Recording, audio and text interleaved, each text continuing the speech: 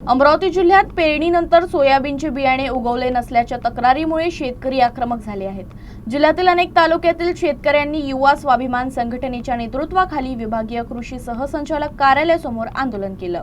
अमरावती जिल्ह्यात यंदा जवळपास 75% क्षेत्रावर खरीप पेरणी पूर्ण झाली आहे। मात्र तिवसा, वरुड, मोर्शी, भातकुली, वलगाव आणि धामणगाव रेल्वे या तालुक्यांमध्ये पेरणी केलेले सोयाबीनचे बियाणे उगवले नसल्याची तक्रार शेतकऱ्यांनी केली। यामुळे संतप्त झालेल्या शेतकऱ्यांनी युवा स्वाभिमान संघटनेच्या वतीनं अमरावती येथील विभागीय कृषी सहसंचालक कार्यालयासमोर आंदोलन करत प्रशासनाचे लक्ष वेधले। बोगस सोयाबीन बियाणे पुरवणाऱ्या कंपन्यांवर तातडीनं गुन्हे दाखल करावेत, तसंच मशागतीपासून पेरणीपर्यंत झालेला संपूर्ण खर्च शेतकऱ्यांना नुकसान भरपाई म्हणून देण्यात यावा, अशी मागणी ही आंदोलकांनी केली आहे।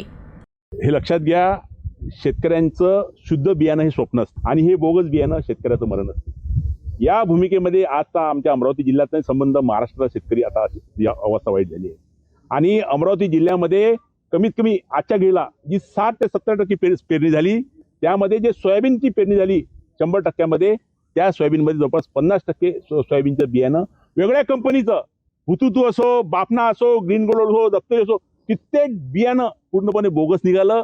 शेतकऱ्यांची 10-10, 15-15, 20 एकराची मोड आली आहे।